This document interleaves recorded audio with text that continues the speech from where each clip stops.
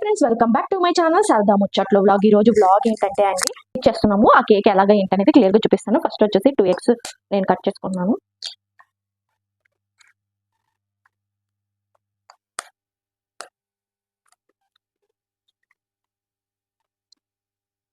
Two eggs తీసుకున్నానండి. మంచిగా ఇట్లా బీట్ చేసేసుకోవాలి. సో ఇది మనము దీంతో కాకుండా విస్కర్తో చేసుకుందామండి. నీట్గా విస్కర్, ఒకవేళ మీ దగ్గర బీటర్ ఉంటే బీటర్తో చేసుకోవచ్చు. సో నేనైతే కొంచెమే చేస్తున్నానండి కేక్. మీకు ఎంత కావాలనేది మీరు అలా చేసుకోవచ్చు అనమాట. మంచిగా ఇలాంటి పెద్ద బౌల్ వేసుకుంటే ఈజీగా ఉంటుంది చేసుకునేదానికి. అకేషన్స్ కి వాటికి ఎవరిని ఆడుకుంటే. ఇది ఏంటంటే స్పాంజ్ కేక్ అండి నేను చేసేది. మీకు బేకరీలో స్పాంజ్ కేక్ దొరుకుతుంది, ఐడియా ఉందా? ఆ కేక్ చేస్తున్నాను ఈ రోజు వచ్చేసి.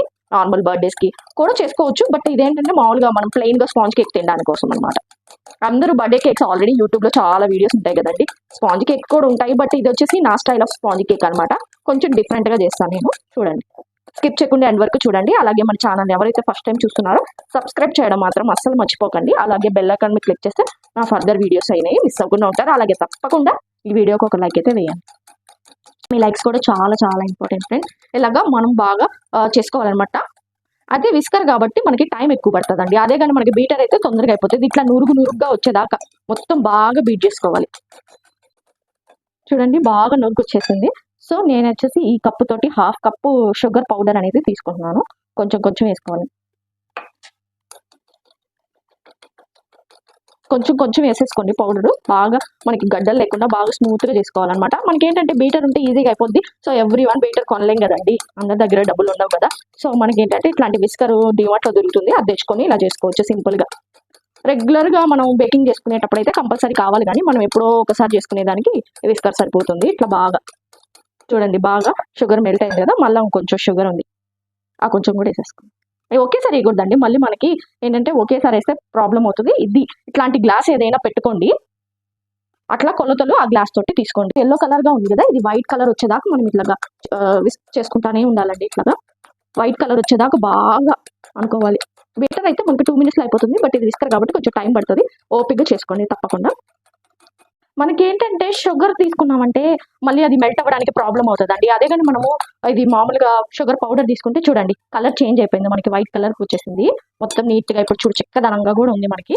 సో ఈ కన్సిస్టెన్సీ రావాలన్నమాట నీట్ గా. ఈ కన్సిస్టెన్సీ వచ్చిన తర్వాత నేను ఏ కప్పు హాఫ్ కప్ షుగర్ తీసుకున్నాను కదా, అదే కప్పు తోటి మైదా పిండి తీసుకున్నాను. ఆల్రెడీ నేను జల్లించి పెట్టానండి. ఇన్ కేస్ మీరు జల్లించకపోతే ఒకసారి జల్లించి వేసుకోండి, ఓకేనా. కొంచెం కొంచెం కొంచెం వేసుకోవాలన్నమాట. ఇట్లా ఒకే డైరెక్షన్ లో తిప్పాలండి, వేరే డైరెక్షన్ లో తిప్పకూడదు. జాగ్రత్తగా చూసుకొని మళ్ళీ మనకి బబుల్స్ లాగా వచ్చాయంటే మళ్ళీ ప్రాబ్లం అయిపోతుంది, కేక్ నీట్ గా అనేది రాదు, కేక్ ప్యాటర్న్. సో ఈ టైంలోనే కొంచెం కొంచెం వేసుకుంటున్నాం కదా, ఇప్పుడే బేకింగ్ పౌడర్ అవి కూడా వేసుకోవాలి. చూడండి నీట్, లమ్స్ ఏం లేకుండా నీట్గా ఇట్లా చేసుకోవాలి. ఇట్లా కొంచెం కొంచెం పౌడర్ అనేది వేసుకుంటూ పోవాలి అండి. మైదా అయితే వేసాము, అలాగే 1 teaspoon baking soda, 1/2 teaspoon వచ్చేసి చూస్తున్నారు, కొంచెం వచ్చేసి బేకింగ్ సోడా వేసుకోవాలి. అది బేకింగ్ పౌడర్, ఇది బేకింగ్ సోడా. జల్లించుకోవాలండి కంపల్సరీ. జల్లించడం అనేది చాలా చాలా ఇంపార్టెంట్. సో మనం కొంచెం కొంచెం అనేది వేసుకుంటూ వెళ్ళాలని. చూసారు కదా, ఇప్పుడు నీట్ గా ఒకే డైరెక్షన్ లో తిప్పాలండి, ఇంకో డైరెక్షన్ లో తిప్పద్దు. మనం బేకరీలో మనం చేసింది కాదు కాబట్టి కంటెంట్ ఫోల్డ్ మెథడ్ అంటారు నార్మల్ గా బేకింగ్ వాళ్ళు. సో మనం ఒకే డైరెక్షన్ లో వేయాలి. సో ఇంకా మిగతా కొంచెం కొంచెం వేసుకుంటూ తిప్పుకుంటూ ఉండాలి. సో ఇంకా మిగతా కొంచెం కూడా ఒకే డైరెక్షన్ లో తిప్పుకోవాలండి ఎప్పుడైనా కానీ కేక్ చేసేటప్పుడు. అది చాలా చాలా ఇంపార్టెంట్ కేక్, ఎందుకంటే కేక్ స్పాంజీగా వస్తుంది, బాగా నీట్ గా కూడా వస్తుంది అనమాట, అందుకని. సో ఇట్లా మొత్తం నీట్ గా తిప్పేసుకున్నాం కదా. ఇంక ఇప్పుడు మనం ఏం చేయాలంటే దీంట్లోకి, ఇది కొంచెం గట్టిగా ఉంది కదా, ఈ ప్యాటర్న్ మనం లూజ్ చేయడానికి మనం ఇంకా యూజ్ చేస్తున్నాము. అదేంటి అనేది క్లియర్ గా చూపిస్తాను. వేస్తారండి, నేను ఆయిల్ వేయట్లేదు. ఈ గ్లాస్ తో 1.5 గ్లాస్ పాలు అయితే వేసుకున్నానండి. ఇందాక చూపించా కదా కొలతలు, దాని నిండా పాలు అయితే పోసుకున్నాం, 1 గ్లాస్ పాలు. సో ఈ పాలని ఫస్ట్ మనం కాగబెట్టుకోవాలి. స్టైల్లో మీరు ఎప్పుడైనా చేశారా అండి మామూలుగా కేక్ అనేది? నా కామెంట్ సెక్షన్ లో తప్పకుండా కామెంట్ చేయండి. ఇది నా స్టైల్ అనమాట. సో నేను ఇలా చేస్తాను, అది ఎలా అంటే క్లియర్ గా మీకు చూపిస్తాను కదండి. ఇదే స్పెషాలిటీ ఇన్ మై కేక్ అనమాట. ఇప్పుడు మనం పాలల్లో కొంచెం నెయ్యి అనేది వేసుకుంటున్నాం, ఒక 2 స్పూన్స్ అయితే వేసుకున్నాం. మీకు కావాలంటే మీరు కొంచెం అయినా వేసుకోవచ్చు, మీరు తినేదాన్ని బట్టి. నీట్ గా నెయ్యి వేసుకొని ఇట్లా కలిపెట్టేసుకోండి. కదా ఇలా. నాకు తెలిసి చాలా మంది ఇలా అయితే చేయరండి, కొంచెం వేరుగా చేస్తారు. సో నేనైతే ఇలా చేస్తున్నాను అండి. ఇప్పుడు కొంచెం వెనిలా ఎసెన్స్ వేస్తున్నాను, కొంచెం ఒక half teaspoon teaspoon అయితే వేసుకుంటాం. ఈ పాలలోనే వేయాలన్నమాట. పొంగొచ్చేలాగా మరగనివ్వండి, మరగనిచ్చేసి ఆ తర్వాత మనము వేసేసుకుందాము బ్యాటర్ ఉందో ఆ బ్యాటర్లో వేసి ఇట్లా బాగా పొంగు రానివ్వాలండి. బాగా పొంగు వచ్చిన తర్వాత ఇంకా స్టవ్ ఆఫ్ చేసేసుకొని కొద్ది వేడి వేడి పాలను తీసుకొచ్చేసి మంచిగా పోసేసుకోవాలి. ఒకవేళ మనకి ఎక్కువ అవుతాయేమో, మనం ప్యాటర్న్ కొంచెమే కదా, ఒక్కసారి చూసుకొని పోసుకుందాం.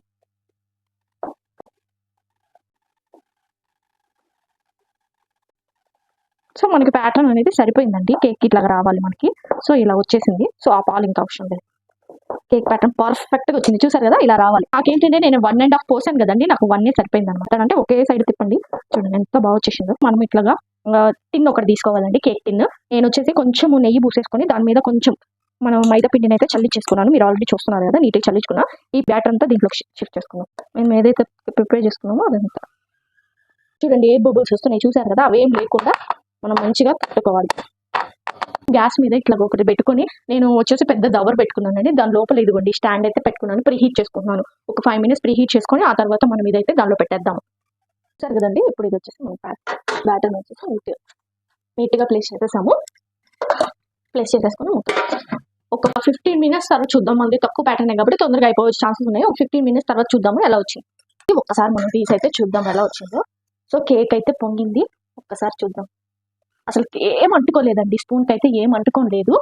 రెడీ అయిపోయింది. ఇంకా మన స్టవ్ ఆఫ్ పర్ఫెక్ట్గా అయిపోయింది. నేను కొంచెం వేసేసా కాబట్టి కొంచెం చల్లారనిచ్చి బయట పెట్టి చూద్దాం ఎలా వచ్చింది. అంటే నేను చూడండి గుచ్చినివి అనమాట, చెక్ చేయడం అనమాట. ఒక్కసారి ఓపెన్ చేసి చూద్దాం. మనకి స్పూన్ అనేది క్లియర్గా వచ్చింది కాబట్టి కేక్ ఓకే అయిపోయినట్టు. అందుకే నేను స్టవ్ ఆఫ్ చేశాను. ఆరిన తర్వాత ఎలా వచ్చింది ఏంటి అనేది క్లియర్గా చూపిస్తాను. అంటే ఒక్కసారి ఇట్లా అనుకుందాము, ఇట్లా ఒక్కసారి అంటే కొంచెం లూజ్ అవుతుంది అనమాట. ఇట్లా అనుకునేసి ప్లేట్లో వేసి చూసారా ఎంత బాగా వచ్చిందో కేక్. మొత్తగా ఎంత స్పాంజీగా వచ్చిందో చూసారా, ఎంత స్పాంజీగా వచ్చిందో. కట్ చేసి చూద్దాం. చూసారుగా కేక్ వచ్చిందో. కేక్ చాలా ఫ్లఫీగా చాలా బాగా వచ్చింది. మీరు తప్పకుండా ట్రై చేసి మీకు ఎలా వచ్చిందో కామెంట్ సెక్షన్లో కామెంట్ చేయండి. ఈ రోజు బ్లాగ్ వచ్చేసి ఇదండి. మీకు నచ్చితే లైక్ చేయండి, షేర్ చేయండి, సబ్స్క్రైబ్ చేయండి. మళ్ళీ నెక్స్ట్ బ్లాగ్లో కలుద్దాం. అంతవరకు బాయ్.